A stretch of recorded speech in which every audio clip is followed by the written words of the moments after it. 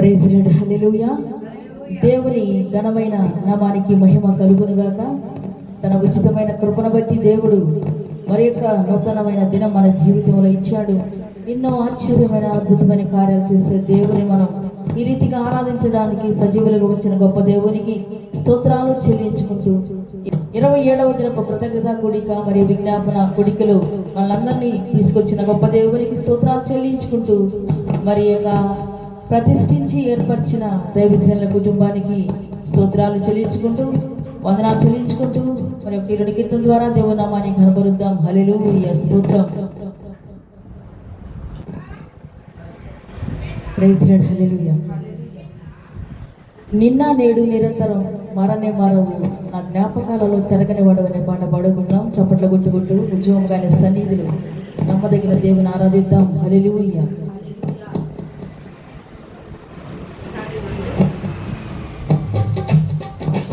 నిన్న నేడు నిరంతరం మారనే మారవు, నా జ్ఞాపకాలలో చెరగని వాడవు. నిన్న నేడు నిరంతరం మారనే మారవు, నా జ్ఞాపకాలలో చెరగని వాడవు. నీవే నీవే నమ్మదగిన దేవుడవు, నీవు నా పక్షమై నిలిచేయున్నావు. నీవే నీవే నమ్మదగిన దేవుడవు, నీవు నా పక్షమై నిలిచేయున్నావు. నిన్న నేడు నిరంతరం మారని మారవు, నా జ్ఞాపకాలలో చెరగని వాడవు. యేసయ్యా నీ ప్రత్యక్షతలో బయలుపడని శాశ్వత కృప నాదై. యేసయ్యా నీ ప్రత్యక్షతలో బయలుపడని శాశ్వత కృప నాదై. విడువది నన్నెల్లప్పుడూ కృప విజయ పదమున నడిపించే నీ కృప. విడువది నన్నెల్లప్పుడూ కృప విజయ పదమున నడిపించే నీ కృప. విస్తరించెనే నిన్ను స్తుతించినప్పుడు. నిన్న నేడు నిరంతరం మారని మారవు, నా జ్ఞాపకాలలో చెరగని వాడవు. నిన్న నేడు నిరంతరం మారని మారవు, నా జ్ఞాపకాలలో చెరగని వాడవు. యేసయ్యా నీ కృపాతిశయము ఆదరించెనే శాశ్వత జీవముకై. యేసయ్యా నీ కృపాతిశయము ఆదరించెనే శాశ్వత జీవముకై. మరువది నన్నెల్లప్పుడూ కృప మాణిక్యమణులను మరిపించే నీ కృప. మరువది నన్నెల్లప్పుడూ కృప మాణిక్యమణులను మరిపించే నీ కృప. మైమరచితినే నీ కృప తలంచినప్పుడు. నిన్న నేడు నిరంతరం మారని మారవు, నా జ్ఞాపకాలలో చెరగని వాడవు.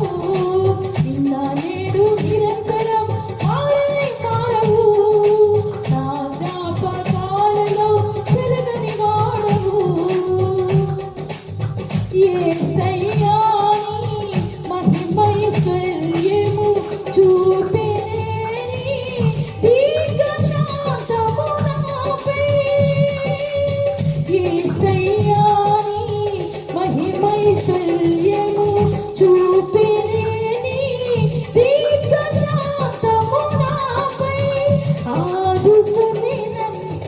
ఎల్లప్పుడూ కృప శాంతి సమరము చేసే నీ కృప ఆదుకొని నన్నెల్లప్పుడూ కృప శాంతి సమరము చేసే నీ కృప మహిమోన్నతము పొందితి ప్రశాంతతలోనే నిన్న నేడు నిరంతరం మారని మారవు నా జ్ఞాపకాలలో చెరగని వాడవు నిన్న నేడు నిరంతరం మారని మారవు నా జ్ఞాపకాలలో చెరగని వాడవు నీవే నీవే నమ్మదగిన దేవుడవు నీవు నా పక్షమై నిలిచే ఉన్నావు నీవే నీవే నమ్మదగిన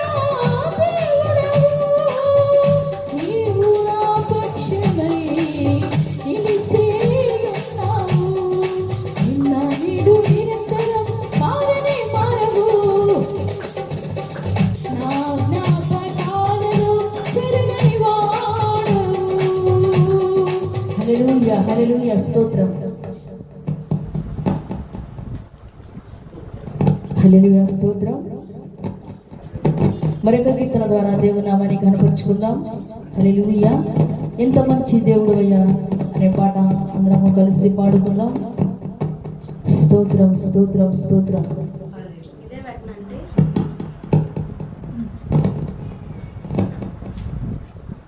హల్లెలూయా స్తోత్రం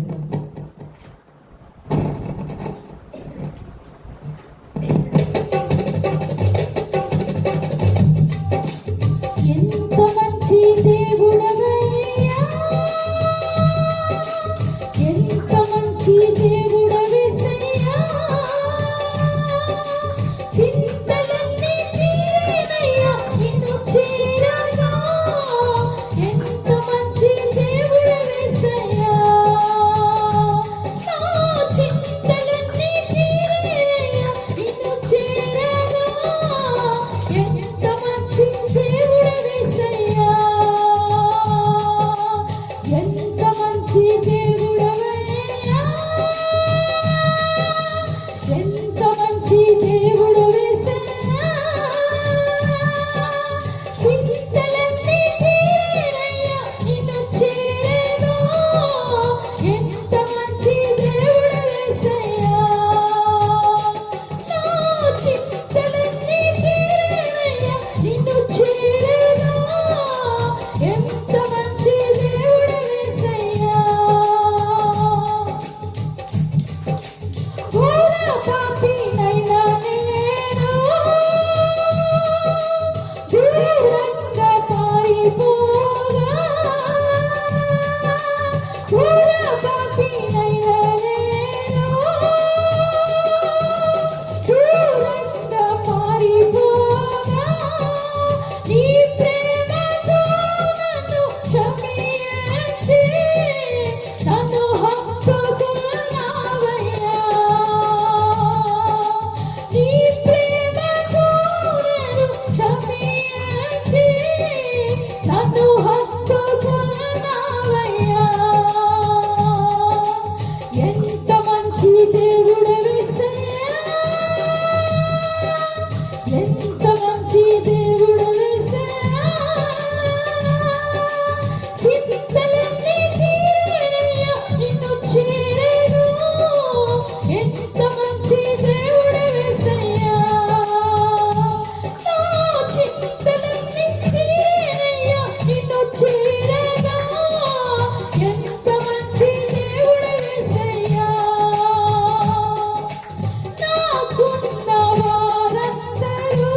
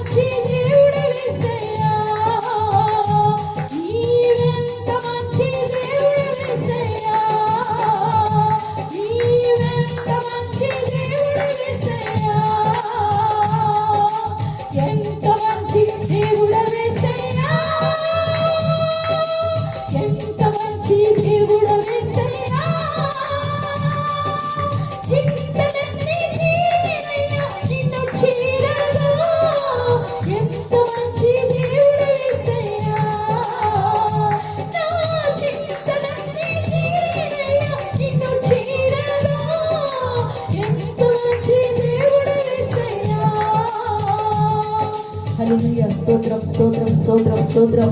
గొప్ప దేవుని పరిశుద్ధాత్మ దేవుని ఇక రాత్రి కాల సమయంలో ఆయన మన మధ్య సంచారం చేయించు ఉంటుండగా ఆయన తప్ప వేరొక మంచి దేవుడు లేనే లేడు. మనకి మన చెంతలన్నీ తీర్చే దేవుడు, మన ఇబ్బందులన్నీ తీర్చే దేవుడు, మనతో ఉండే దేవుడు, మన ఓదార్చే దేవుడు, మన దుఃఖముల తోడుగా ఉన్న దేవుడు, అద్భుత కార్యములు ఆశ్చర్యకార్యములు జరిగించే దేవుడు, మహాదేవుడు, గొప్ప దేవుడు, పూజార్హుడు, సర్వ సృష్టికర్త, సర్వాధికారి అయిన దేవుని ఈ రాత్రికాల సమయంలో మనం దర్శించడానికి ఆయన మనకిచ్చిన కృపను బట్టి స్తోత్రాలు చెల్లించుకుంటూ పరిశుద్ధాత్మ దేవుని మనందరి మీద వాలి ఉంచుండగా అందరము కూడా ఆయనకి స్తోత్రాలు చెల్లిస్తూ స్తుతులు చెల్లిద్దాం. హల్లెలూయా. స్తోత్రం స్తోత్రం స్తోత్రం స్తోత్రం స్తోత్రం స్తోత్రం ప్రభువా.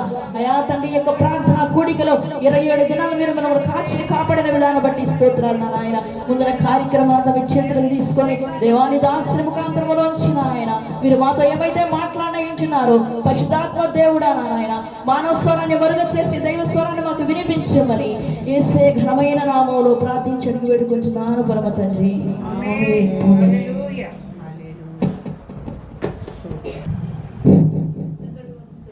యేసయ్యకి మహిమ కలుగును గాక. మీ అందరికీ వందనాలండి. బిడ్డలందరూ కలిపి దేవుడిని పాటలతో మహిమపరిచినందుకు సంఘస్థులందరికీ మీ అందరికీ వందనాలమ్మా. యేసయ్యకి మహిమ కలుగును గాక. ముందుగా 2 మాటలు మనం చెప్పుకొని వాక్య భాగంలోకి వెళ్దాము.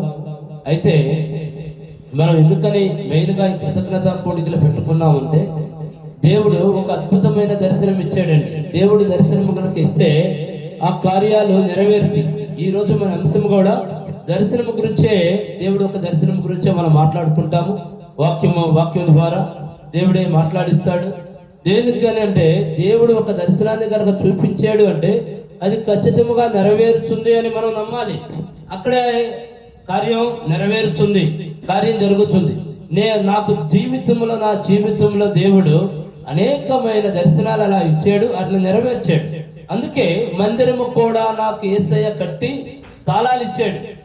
అనేక మంది ఆ మందిరంలోకి వచ్చి ఉన్నారు. నేను ఎక్కడో లాస్ట్లో కూర్చొని ఉన్నా. దేనికి? వాళ్ళంతా కూడా నాకన్నా ఎంతో సీనియర్లు, ఎన్నో సంవత్సరాల నుండి దేవుడు ఒక సేవ చేస్తున్నవారని వాళ్ళు ముందర కూర్చున్నారు. నేను ఎక్కడో లాస్ట్లో కూర్చొని ఉన్నాను. భోజనాలు పెట్టారు, అందరికీ భోజనాలు చేసి నేను బయటకు వచ్చి చేతులు కడుక్కుంటున్నా. యేసయ్య నా దగ్గరకు వచ్చి తాళాలు ఇచ్చాడు. ఈ మందిరం నీకోసమే కట్టే, నువ్వు తీసుకో అన్నాడు. వాళ్ళందరూ ఉన్నారు కదా తండ్రి, నాకన్నా ముందు వచ్చిన వారు ఉన్నారు, నాకన్నా ఎన్నో సంవత్సరాల నుంచి చెప్పగలుగుతున్నారు, మీ సేవను నడిపిస్తున్నారు. కానీ నేను నిన్న కాక మొన్న వచ్చాను తండ్రి, ఒక 5-6 సంవత్సరాల క్రితం. వాళ్ళతో పోల్చుకుంటే నేను ఏ పార్టీ వాడిని తండ్రి అన్నా. వాళ్ళెవరు కూడా నాకు అవసరం లేదు, నువ్వు నాకు కావాలి. ఈ మందిరం నేను నీకోసం కట్టించా, నువ్వు తాళాలు తీసుకో అన్నాడు. నాకేమొచ్చు అన్నా, నేనున్నాను కదా అన్నాడు. నాకు దర్శనములో యేసయ్య ఆ విధముగా నాకు చూపించిన దర్శనం ఉండేది. అందుకే నేనేం చేస్తున్నానంటే, నా దేవుడు నాకు కట్టించి మందిరం అప్పచెప్పాడు కనుక నేను ముందుగానే, అంటే నాకు దేవుడు చూపించాడు కాబట్టి నేను పరిపూర్ణంగా నమ్మాను కాబట్టి కృతజ్ఞత కూడిక 40 రోజులు పెట్టుకున్నాము. ఈ రోజు 27వ రోజు వరకు కూడా దేవుడు నడిపించి ఉన్నాడు. ఇంకా 13 రోజులు ఉన్నాయి. ఈ 13 రోజుల్లో అద్భుతమైన కార్యం చేస్తాడని పరిపూర్ణ విశ్వాసం, 100% విశ్వాసం అండి. ఆయన చేసే అద్భుతాలు రెప్పపాటు చాలండి, కళ్ళు మూసేలోపే అద్భుతాలు జరిగిపోతాయి. అంత పరిపూర్ణమైన విశ్వాసంతో ఉన్నాను. నేను ఎందుకని మాట్లాడుతున్నాను అంటే, నాకు కనపడి దర్శనము ద్వారా నాకు చూపించి నాకు మందిరము తాళాలు ఇచ్చిన దేవుడు యేసయ్య, మీరు ఇప్పుడు ఈ సందేశాన్ని విన్న మీకు ఎవరితో అయినా నాకు చూపించిన దేవుడు మీతో మాట్లాడతాడు. నాకు పరిపూర్ణ విశ్వాసం. మీతో అలా ఎవరితో అయినా మాట్లాడి మీరు ఆ బిడ్డకి సహాయం చేయండి మందిరం కడటానికి అని కనుక దేవుడు యేసయ్య మీతో మాట్లాడిన వారు ఎవరైనా కనుక ఉంటే మీరు ఖచ్చితంగా మన మందిరం కడటానికి మీరు ముందుకు రావచ్చు, మీరు డొనేషన్ చేయవచ్చు. దేనికనగా కింద మన యూట్యూబ్ ఛానల్లో మా ఫోన్ నెంబర్లు, మన మినిస్ట్రీ పేరు, మన అకౌంట్ నెంబర్లు అన్నీ వస్తూ ఉంటాయండి. మీరు దానికి డొనేషన్ చేయవచ్చు. అదే విధముగా మీకు ప్రేరేపణ కలిగిన వారు కూడా మందిరానికి మా వంతు సహాయం కూడా మేము చేయాలి అనుకున్న వారు ఎవరైనా ఉన్నా సరే మీరు ఖచ్చితంగా మంది QR కోడ్ ఉంది, దాన్ని స్కాన్ చేసి కూడా మీరు డొనేషన్ చేయవచ్చు. అదే విధముగా ఇంకొక మాట నేను చెప్పేది ఏమనగా, ఈ సందేశం విన్నా మీరు ఎవరైనా సరే మీరు డొనేట్ చేసినా చేయకపోయినా మీ నుండి నేను ఒకటి కోరుకుంటున్నాను, ప్రార్థనా సహాయము కోరుకుంటున్నాను. తప్పనిసరిగా దేవా ఈ బిడ్డకి మీరు చూపించి ఉన్నారు కనుక మీరు సహాయం మీరే చేయగలిగిన దేవుడని ప్రతి ఒక్కరు మందిరము కొరకు ప్రార్థన చేయమని అడుగుతున్నాను. అదే విధముగా మరొక మాట చెప్పుచున్నాను, మీకు ప్రార్థన అవసరం కనుక ఉన్నట్లయితే తప్పనిసరిగా ఈ ఫోన్ నెంబర్లకి మీరు ఫోన్ చేస్తే మీ అందరి కొరకు ప్రార్థన చేస్తూ జరుగుతుందండి. దేవుడు ఒక దీవెనలు మనందరి మీద ఉన్నాయి, ఏ ఒక్కరికి అయినా కొదవ చేసే దేవుడు కాదండి. దయచేసి మనం వాక్య భాగంలోకి వెళ్దాము. యేసయ్యకి మహిమ కలుగును గాక. ఈరోజు దేవుడు ఒక మంచి అద్భుతం చేశాడండి. దేనికంటే దరిదాపు ఒక 2 నెలలుగా హార్ట్ నొప్పితో బాధపడుతుంది. అంతకుముందు వెళ్ళినప్పుడు స్టంట్ వేయాలండి, హార్ట్ ప్రాబ్లం ఉంది అని చెప్పేసి చెప్పారు. వాళ్ళు నిజానికి స్టంట్ వేయించుకోవడానికి హాస్పిటల్కి వెళ్ళారండి. అక్కడ జరిగింది ఏంటంటే ఫస్ట్ స్టంట్ కన్నా ముందు ఒకసారి యాంజియోగ్రామ్ చేసి అప్పుడు స్టంట్ కి సిద్ధపాటు చేసుకుందాం అని చెప్పి అనుకుని వెళ్ళారు. దేవుడు అద్భుతమైన రీతిలో యాంజియోగ్రామ్ లో ఏమీ లేదు అని నార్మల్ రిపోర్ట్స్ వచ్చినాయి. యేసయ్యకి మహిమ కలుగును గాక. ఆ బిడ్డ కొరకు మేమందరము కూడా మా సంఘస్థలము మేము అందరము కలిసికట్టుగా ప్రార్థన చేసాము. యేసయ్య అద్భుతముగా ఆ బిడ్డని దీవించాడు. ఎలాంటి ప్రమాదం లేదండి. నేను కూడా వెళ్ళాను, సొంత మా చెల్లెలే, నేను కూడా వెళ్ళాను. ఎలాంటి ప్రమాదం లేదని డాక్టర్ గారు చెప్పాడు. టాబ్లెట్లు వాడుకుంటే సరిపోతాయని చెప్పాడండి. మన దేవుడు గొప్ప కార్యాలు చేసే దేవుడు.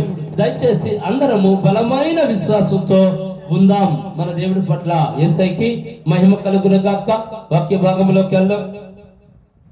ఈరోజు మన అంశము దేవుని దర్శనము వలన మనకి కలిగే ప్రయోజనములు. అంటే దేవుడు మనతో మాట్లాడతాడు అనడానికి రుజువులు, దేవుడు కనపడతాడు అంటానికి కూడా బైబిల్లో వాక్యం ద్వారా ఉన్నాయండి. దాని గురించి ఈ రోజున మనము దేవుడి యొక్క దర్శనం అది ఎలా ఉంటుంది అనేది మనం ఈరోజు మాట్లాడుతున్నాం.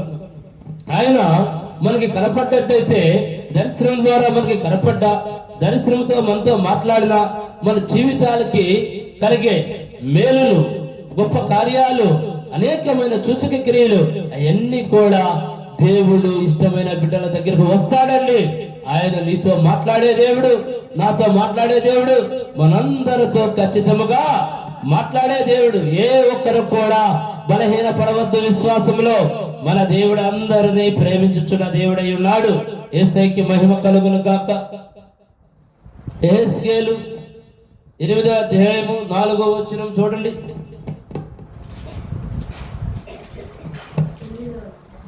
8వ అధ్యాయము 4వ వచనం. యెహెజ్కేలు 8వ అధ్యాయము 4వ వచనము. అంతటా లోయలో నాకు కనబడిన దర్శన రూపముగా ఇశ్రాయేలీల దేవుని ప్రభావము నాకు అచ్చట కనబడెను. చూడండి, అయిపోయిందమ్మా 4. చూడండి, ఈ ప్రభావం ఆయన ఒక దర్శనం. ఇంకోసారి చదవమ్మా. అంతటా లోయలో నాకు కనబడిన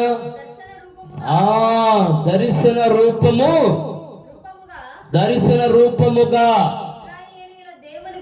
ఇశ్రాయేలీల దేవుడు ప్రభావము అచ్చట కనపడను. ఆయన చూడండి, దర్శన రూపంతో ఆయన కనపడే దేవుడు. మన దేవుడు అందరికీ ఏదో ఒక దర్శన రూపంలో కనపడి మాట్లాడే దేవుడు అండి ఆయన.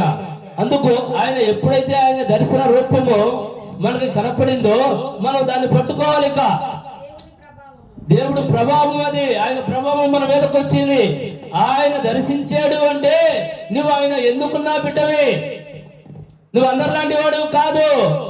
ఉన్న వాళ్ళలో నీకు ఒక ప్రత్యేకత ఇచ్చాడు ఆయన, కాబట్టి ఆయన నిన్ను దర్శించాడండి.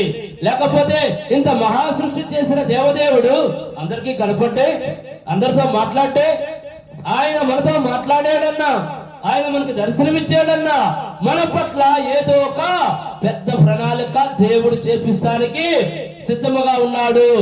అప్పుడు మనం ఏం చేయాలి అంటే దాన్ని చాలా సునాయాసంగా తీసుకోకూడదండి. అంత దేవదేవుడు నీ కాడకు వచ్చి నీకు కనపడ్డాడు, నీకు దర్శనమిచ్చాడు అంటే నువ్వు ఎలా ఉండాలండి? చాలా యథార్థవంతుడుగా ఉండాలి, చాలా నీతిమంతుడుగా ఉండాలి. నీ పూర్ణ హృదయాన్ని యేసుకి ఇవ్వాలి. ప్రతి దానికి భయం కలిగి ఉండాలి. నేను ఏమి చేస్తున్నా నా దేవుడు చూస్తున్నాడు అనే భయం నీకు కలిగి ఉండాలండి. గతంలో నువ్వు పాపాలు చేసి ఉండొచ్చు, గతంలో నీవు తప్పులు చేసి ఉండొచ్చు, గతంలో నువ్వు ఎలాంటి వ్యక్తివైనా కావచ్చు, ప్రపంచమంతా నిన్ను చీకొట్టి ఉండొచ్చు. కానీ ఆయన నిన్ను తన రక్తంతో కడుక్కొని ఆయన నీ దగ్గరికి వచ్చి నిన్ను దర్శించి నిన్ను ప్రేమించి నీతో కార్యాలు చేపిస్తానికి ఆయన నిన్ను ఎన్నుకుని ఉన్నాడండి. అప్పుడు మనం ఎలా ఉండాలి చెప్పండి? మనం ఎంతో కూడా పరిశుభ్రంగా ఉండాలి, మనం ఎంతో చాలా కరెక్ట్ గా ఉండాలి. ఎందుకనంటే ఆయన బిడ్డగా మనకి ఎంత మనం ప్రేమిస్తే మనకి కనపడతాడండి. ఆయన స్వరం వినపడతాయి, చాలా మందికి వినపడతాయి. చాలా మంది ఉన్నారు, యేసయ్య నాతో మాట్లాడాడు, నిజమే, ఇవన్నీ కూడా నిజాలేనండి. ఆయన స్వరం నాకు వినపడింది, ఆయన దర్శనం నాకు కనపడింది, ఆయన నాతో మాట్లాడాడు, ఇవన్నీ కూడా నిజాలేనండి. ఎవరు అబద్ధాలు చెప్పరు, దేవుడి విషయంలో ఎవరు అబద్ధాలు చెప్పరు. కానీ అవిశ్వాసవంతులుగా ఉన్నారు చూడండి, విశ్వాసం లేని వారు అనేకమైన మాట్లాడతారు. మనము వాటిని పట్టించుకోవద్దు. కారణం ఏమనగా నిన్ను బలహీనపరుస్తానికి బలహీనపరిచే దురాత్మలు వారు నుండి నీతో అలా ప్రేరేపించి మాట్లాడిస్తాయండి. మీరు అసలు వాళ్ళు మాట్లాడవద్దు. దేనికి? మనకి కనపడిన వ్యక్తి కాదు, సర్వశక్తి కలిగిన దేవుడు వ్యక్తి మాటల్ని ఇది సర్వశక్తి కలిగిన మాటలని నువ్వు దూరం చేసుకోవద్దండి. వీళ్ళంతా వ్యక్తులే, ఆయన సర్వశక్తి కలిగిన దేవుడు. నీకు సర్వశక్తి కలిగిన దేవుడు ముఖ్యమా, ఈ వ్యక్తుల మాటలు ముఖ్యమా? ఒక్కసారి ఆలోచన చేయండి. మనకి సర్వశక్తి కలిగిన దేవుడే ముఖ్యము. దేనికంటే ఆయన సర్వమును నియమించిన వాడు, సర్వమును సృష్టించిన వాడు, సర్వము చేయుచున్నవాడు, చేసిన వాడు అయి ఉన్నాడు కనుక మన జీవితంలో ఎప్పుడన్నా మనకు ఒకసారి దేవుడు అనేకమైన దర్శనాలు చూపెడతా ఉంటాడు. అంటే దేవుడు యేసయ్య కనపడాల్సిన అవసరం లేదు. కొంతమందికి ఇల్లు ఇస్తాడు, ఇల్లు చూపెడతాడు, మనం ఇల్లు కొనుక్కొని ఆ ఇంట్లో ఉన్నట్లుగా. దాన్ని సునాయాసంగా మనం తీయకూడదండి. దేవుడు దృష్టిలోకి నువ్వు పడ్డావు, దేవుడి దృష్టిలోకి వెళ్ళావు, నువ్వు దేవుడి దృష్టిలో నువ్వు ఉన్నావు. నువ్వు ఎట్లా ఉండాలి? భయభక్తులు కలిగి ఉండాలి. అదేదో చిన్న కళ, అదేదో చిన్న దర్శనం అని మీరు అనుకోవద్దు. దేనికంటే ఆయన దృష్టిలో మనం ఉన్నాం, ఆయన కన్ను మన మీద ఉంది కాబట్టి నీకు ఆయన గృహాన్ని చూపించాడు. ఖచ్చితంగా ఆయన నీకు గృహాన్ని ఇస్తాడు. అట్లాగే నాకు ఒకసారి కారు తీసుకొచ్చాడు. అప్పుడు నాకు ఏ కారు లేదు, కారు తీసుకొచ్చి ఇట్లాగే చర్చి తాళాలు ఇచ్చినట్లుగా నాకు కారు తీసుకొచ్చి దిగి, నాన్న ఈ కారు నీకోసమే తాళాలు తీసుకున్నాడు. యేసయ్యే డ్రైవ్ చేసుకుంటూ వచ్చాడు. ఇవన్నీ విశ్వాసం లేని వాళ్ళు నమ్మకపోవచ్చు, విశ్వాసం ఉన్న వాళ్ళు మాత్రం దయచేసి నమ్మమని యేసు నామములో కోరుకుంటున్నా. అట్లా వచ్చి కారు నా దగ్గర ఆపి నేను అనుకున్నాను, అదేంటి యేసయ్య కారు వేసుకొస్తున్నాడు నా దగ్గర ఆపుతున్నాడు అని. బండి కారు ఆపాడు, దిగాడు, నా దగ్గరకు వచ్చి నాన్న ఈ కారు తాళాలు తీసుకో అన్నాడు. నేనన్నాను, యేసయ్య నాకు ఉండటానికి ఇల్లే లేదు కదా తండ్రి, కారు నేను ఏం చేసుకుంటానయ్యా, ఏం చేసుకుంటాను యేసయ్య అన్న. నాన్న కారు ఇచ్చిన నేను నీకు ఇల్లేవునా? ఖచ్చితంగా ఇల్లు కూడా ఇస్తా అని దేవుడు వాగ్దానం చేశాడు. వాగ్దానం చేసిన సంవత్సరానికి డబ్బులు ఎలా వచ్చిందో నాకు తెలియదండి. షోరూమ్కి వెళ్ళి కొత్త సీల్డ్ బండి కొనుక్కొని వచ్చాను. అంటే దేవుడు కార్యాలు ఇలా ఉంటాయి. ఆయన మనల్ని ప్రేమించాడు, ఒకసారి మనకి కనపడ్డాడు, మనకు ఒకసారి వాగ్దానం ఇచ్చాడు అంటే ఆ వాగ్దానాన్ని మనము మరవకూడదండి. నెరవేర్చే దేవుడు మన దేవుడు. అంటే ఆ నెరవేర్పులు అనేది మనలోనే ఉంటుంది. దేవుడు నాకు చూపించాడు అని నువ్వు ప్రతి ఒక్క విషయంలో కనుక ఆయన భయభక్తులు కలిగి ప్రేమ కలిగి ఆయన విశ్వసిస్తా కనుక ఉన్నట్లయితే చాలా సమీపంగా వచ్చేసింది. ఏదోలే కళ్ళు వచ్చింది, ఇలాంటి కళ్ళు వస్తా ఉంటే పోతా ఉంటే అంటే ఎన్నటికీ నువ్వు దాన్ని దక్కించుకోలేవు. అంటే దేవుడు ఏమనుకుంటాడో తెలుసా? ఒక మానవుడి దగ్గరికి నేను వెళ్ళి చెప్పినా సరే నన్ను లెక్క చేయనప్పుడు నేను ఎందుకు ఇవ్వాలి చెప్పండి. చాలా మంది ఉన్నారు దేవుడితో మేలును పొందుకుని మర్చిపోయే వాళ్ళు చాలా మంది ఉన్నారు. అలాంటి వాళ్ళకి ఒకసారి అద్భుతం జరిగింది, 2 సార్లు అద్భుతాలు జరుగుతాయి, 10 సార్లు జరుగుతాయి, 11వ జరగవండి. ఎందుకో తెలుసా? ఎన్నిసార్లు చేసినా వీళ్ళకి విశ్వాసం లేదు. నా గురించి ఎక్కడ ప్రకటిస్తల్లా. ఆయన మనం ఏమడుగుతాడండి? ఆయన నామాన్ని గణపరచమని అడుగుతున్నాడు, అంతే కదా. ఆయన మనం చెప్పే సాక్ష్యం వల్ల ఇతరులు మేలు పొందుకొని వారు కూడా రక్షణ పొందాలి, దేవుణ్ణి నమ్మాలి. యేసయ్య అడుగుతుంది అంతే, ఇక నేనేమి అడగటల్లా. నేను అనేకమైన మేలును చేసిన వీళ్ళు నా గురించి ఎక్కడా ప్రకటిస్తల్లా.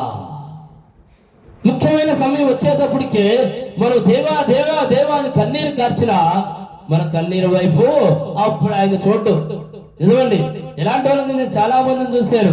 అయ్యా అసలు నేను చర్చికి వెళ్ళను, కానీ బాధ కనుక వస్తే నేను ప్రార్థన చేస్తే యేసయ్య నాకు కార్యం చేస్తాడు. రైట్, అంటే నువ్వు దేవుడి దృష్టిలో ఉన్నావు, నువ్వెందుకు తప్పిపోతున్నావు, ప్రార్థన చేయి అని నేను చెప్తానండి. ఏది నామకా అర్థం కాదండి. దేవుడు నీ మొర ఆలకించి నువ్వు ఏమి అడిగితే నీకు ఆ కార్యం చేస్తున్నప్పుడు దేవుడికి మనము కేటాయించాలి టైం. దేనికి అంటే ఆయన నువ్వు ఏడ్చి కన్నీరు పెట్టగా నీ మొరని ఆలకించాడంటే నిన్ను వదలని దేవుడు, విడవని దేవుడు అని జ్ఞాపకం పెట్టుకోండి. ఆయన దేనికంటే మనం ఏం చేయాలప్పుడు రోజు మొత్తములో ఏదో ఒక సమయంలో కనీసము ఎంత బిజీ మ్యాన్ అయినా సరే ఏంటి 1 గంట సేపు, 1 గంటన్నర, 2 గంటలు, 2.5 గంటలు కనుక్కుంటే పరిపూర్ణముగా ఉన్నట్లు. మనకు ఎన్ని పనులున్నా, ఒక చిన్న విషయం చెప్తున్నాను, మనకి ఎన్ని పనులున్నా 3 పనులు మాత్రం మనం చేస్తూనే ఉంటాం. పొద్దున్నే టిఫిన్ చేస్తాం, మధ్యాహ్నం భోజనం చేస్తాం, నైట్ భోజనం చేస్తాం. మాకు బిజీగా ఉందని చెప్పేసరి ఈ 3 పనులు ఎవరైనా చేయకుండా ఉంటారండి? ఖచ్చితంగా ఎన్ని పనులన్నా ఆపి ఈ పని చేస్తారు. ఈ పని చేస్తేనే మేము జీవించుంటామని ఇంతవరకు ఆలోచిస్తున్నారు. దేవుడిని స్తుతిస్తే ఆవిష్కాలం వరకు ఉంటామని అది ఆలోచించలేకపోతున్నారు చాలా మంది. అది ఆలోచన చేయాలండి మనం. దేనికంటే ఆయన ఒక మహాకృపే మనల్ని నడిపిస్తుంది. మరొక వాక్య భాగంలోకి వెళ్దాం. దానియేలు 2వ అధ్యాయము 19వ వచనం.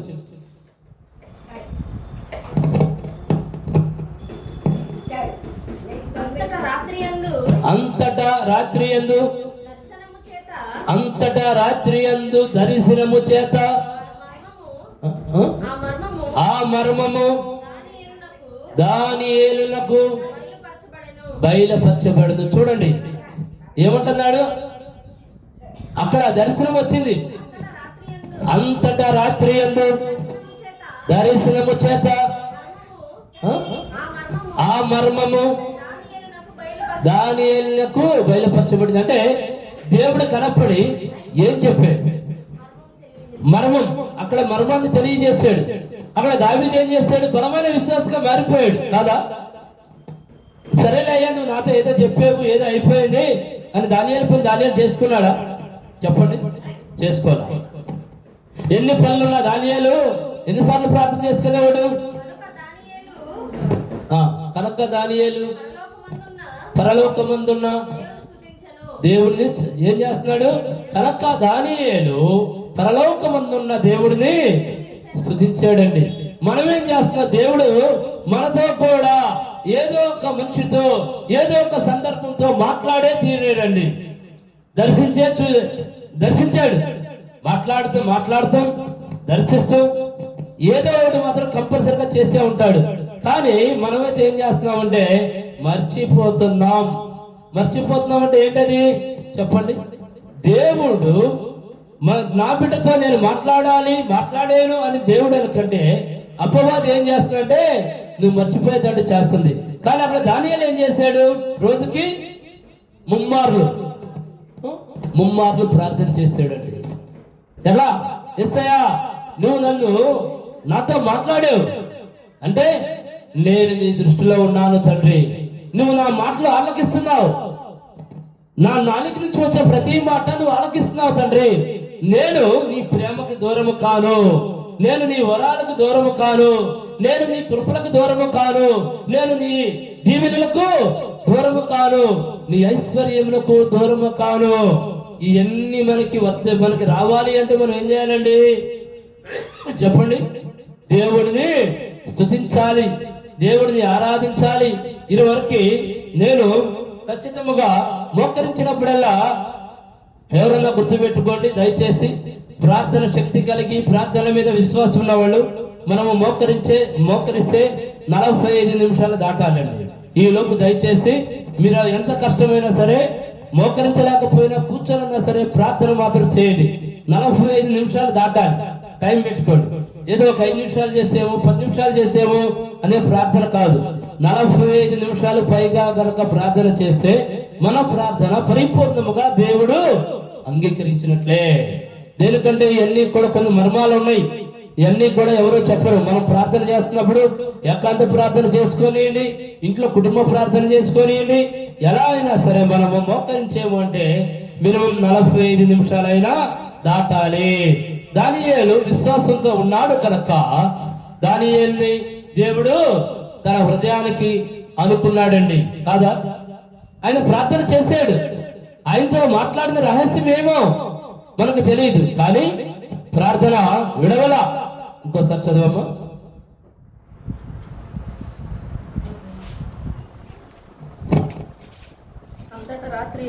అంతటా రాత్రి యందు దర్శనము చేత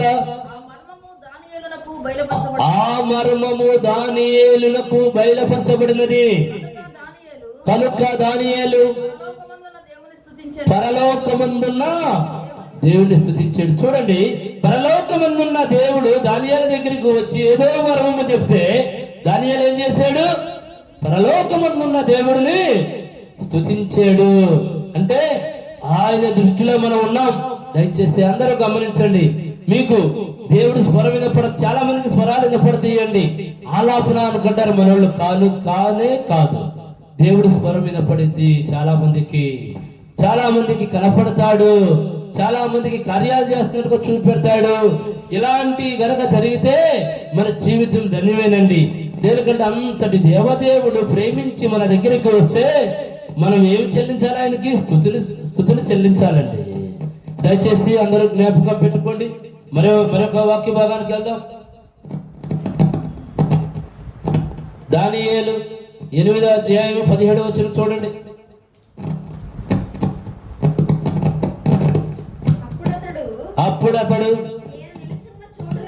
అప్పుడు అతడు నేను నుంచున్న చోటునకు వచ్చెను. అతను రాగానే నేను మహాభయముంది సాష్టాంగ పడితిని. అతడు నరపుత్రుడా, నీ దర్శనము ఈ దర్శనము అంత్యకాలమును వచ్చినదని గూర్చినదని తెలుసుకున్నామని. చూడండి, బైబిల్ ప్రకారము దేవుడు అనేక మందిని దర్శించాడు, కాదా? చాలా మందిని దర్శించాడు. ఆనాడు దర్శించడమే కాదండి, ఈనాడు కూడా ఆయన పట్ల విశ్వాసం ఉన్న ప్రతి బిడ్డని దర్శిస్తాడు, మాట్లాడతాడు. ఎందుకంటే దర్శనం అనగా మనకు ఒక బలం. నాతో నా యేసయ్య ఉన్నాడు. ఈ రోజున మనకేమీ లేకపోవచ్చండి, కానీ ఒక బలమైన నమ్మకం మనల్ని బ్రతికిస్తుంది. దయచేసి జ్ఞాపకం పెట్టుకోండి. బలమైన నమ్మకం మనల్ని బ్రతికించాలి అంటే ఆయన చేసిన మహాకృపలని మనం గుర్తు చేసుకుంటూ ఉండాలి. నాతో ఎవరున్నారు, నా ముందు ఎవరున్నారు, నా వెనక ఎవరున్నారు, నా కుడి పక్క ఎవరున్నారు, నా ఎడమ పక్క ఎవరున్నారు? నా యేసయ్య ఉన్నాడు. కాబట్టి నేను దేనికి భయపడను. ఈ బాధలు ఇవన్నీ కూడా తాత్కాలికమైన బాధలు అపవాది తీసుకొస్తాడండి. అంటే మనల్ని భయపెట్టేసేయాలి, లోకం వైపు మనం పరిగెత్తు రావాలి, లోకానుసారంగా జీవించాలి అనే ఆలోచన వాడు కలిగి ఉంటాడు. అందుకే ఈ చిన్న చిన్న శ్రమలు, ఈ చిన్న చిన్న బాధలు ఇవన్నీ తీసుకొచ్చేస్తాడు. నన్ను నిజంగా కనీసం నెలకొచ్చి ఎంత తక్కువైనా సరే ఒక 5-6 లక్షలను చూసే ఉండండి. గత సంవత్సరంన్నర నుండి 10,000 కూడా చూడలేకపోతున్నా. అయినా వాడు నన్ను ఏమీ జయించలేడు. నా సిద్ధాంతం ఒకటే, నా దేవుడు నాకున్నాడు, నాకు ఇచ్చింది ఆయనే, ఏమైనా చేయగలిగేది ఆయనే. మన పట్ల దేవుడు కృప ఉంటే అపవాది ఎన్ని ఆటంకాలు తీసుకొచ్చినా, ఎన్ని బంధకాలు వేసినా, ఎన్ని ఆనకట్టులు కట్టినా సునామీ దెబ్బకి నిలిసిద్దా అండి? చెప్పండి. సునామీ దెబ్బకి ఏది నిలవదు. మన దేవుడు సునామీ అంతే. ఆయన కృప మన మీద ఎలా వచ్చిందంటే సునామీ లాగా వచ్చేసింది. ఇట్లాగే ఒక 3 సంవత్సరాలు 4 సంవత్సరాల క్రితం ఇలాగే ఏమీ మళ్ళీ వ్యాపారం లేదు. అంటే అనేక మంది శత్రువులు ఉంటారు, మనకేం పర్వాలేదు, దేవుడు ఉన్నాడు. నానా బిజినెస్ అనేది ఏమీ లేదు కదా నానా అన్నది. దేవుడు అద్భుతమైన ఆలోచన ఇచ్చాడు. ఈ బజారు పట్టలేదండి జనాలకి. ఏమో ఎట్లా వచ్చారు? దేవుడు సునామీ తెప్పించాడు జనాలతో. అంత గొప్ప దేవుడు. అయితే మనం ఆయన్నే నమ్ముండాలి. నాకు ఏ బాధ వచ్చినా, ఏ కష్టం వచ్చినా ఈ రోజు వరకు నిజంగా చెప్తున్నానండి, నాకు ఎక్కడా కూడా నేను వెళ్ళి ఎవరిని కూడా అయ్యా నాకు తప్పి అని నేను అడగను. యేసయ్యని అడుగుతా. దేనికంటే నన్ను సృష్టించింది యేసయ్య, మనల్ని బ్రతికిస్తుంది యేసయ్య, మనల్ని పోషిస్తుంది యేసయ్య. అవసరమైతే తెల్లవారులు ఉంటా ప్రార్థనలో. నా ప్రార్థన ఇలాగే ఉంటుంది, యేసయ్య నాకెవ్వరూ తెలియదు, నేను ఎవరిని అడిగినా నాకెవ్వరూ ఎవరు, నువ్వు మాత్రమే నాకు ఇవ్వగలిగిన దేవుడివి అని తెల్లవారులు యేసయ్యని గోజాడుతానే ఉంటా. ఇచ్చేదాకా గోజాడుతా, మధ్యలో వదిలేదు. దేనికంటే ఆయన మాత్రమే చేయగలుగుతాడండి. మళ్ళీ ఏముండాలంటే మొండి ప్రార్థన ఉండాలి, మొండి పట్టుదల ఉండాలి.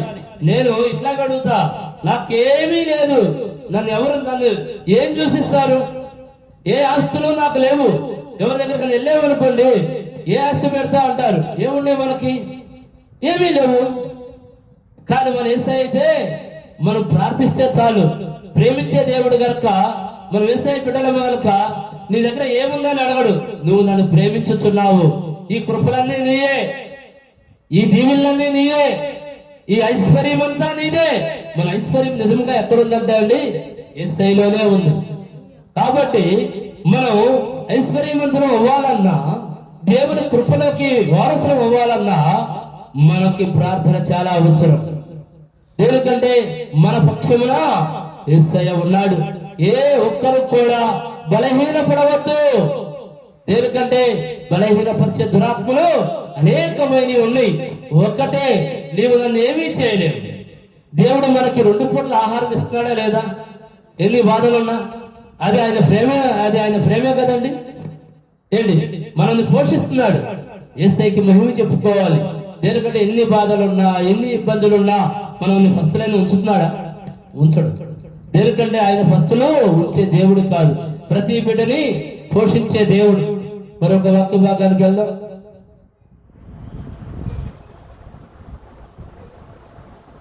అపోస్తల కార్యములు 16:10.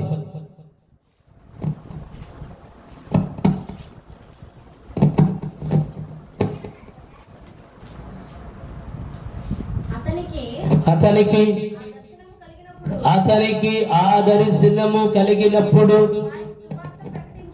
వారికి సువార్త ప్రకటించుటకు దేవుడు మమ్మల్ని పిలిచి ఉన్నాడని మేము నిశ్చయించుకొని వెంటనే మాసిదోనియాకు బయలుదేరుటకు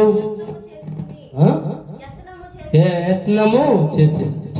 చూడండి, దేవుడు దర్శనం రావడంలో వాళ్ళు ఏం చేశారు? స్టార్టింగ్ లో పాయింట్ చదవమ్మా. స్టార్టింగ్ లోకి అతనికి ఆ దర్శనము కలిగినప్పుడు వారికి వార్త ప్రకటించుటకు సువార్త ప్రకటించుటకు దేవుడు దేవుడు మమ్మును మమ్మును పిలిచి ఉన్నాడని చూడండి ఏమంటున్నాడు, ఆ దర్శనము కలిగినప్పుడు అతనికి దేవుడు మమ్ముని సువార్త ప్రకటిస్తానికి పిలిచి ఉన్నాడని మేము నిశ్చయించుకొని నిశ్చయించుకున్నారు. దేనికంటే కాళ్ళు ఏమి ఆలోచన చేయలా, దేవుడు మాకు దర్శించాడు, మేము సువార్త ప్రకటించాలి. అట్లా మనలో ఒక దృఢమైన సంకల్పం కలగాలండి. దేనికంటే అప్పుడే దేవుడు నీకేమి కావాలో అవన్నీ కూడా నెరవేర్చడానికి సిద్ధముగా ఉన్నాడు. రేపు మరొక వాక్యంతో మళ్ళీ మనము ప్రార్థనా మందిరంలోకి అందరం కలుద్దాము. దయచేసి దేవుడు ఈ వాక్యమును దీవించి ఆశీర్వదించును గాక. దయచేసి ఎవరైనా ముగ్గురు బిడ్డలు దేవుడి పట్ల పరిపూర్ణముగా ప్రేరేపించబడి ప్రార్థన చేయాలనుకునే బిడ్డలు ప్రార్థన చేయవచ్చండి. యేసయ్యకి మహిమ కలుగును గాక. ఆమేన్.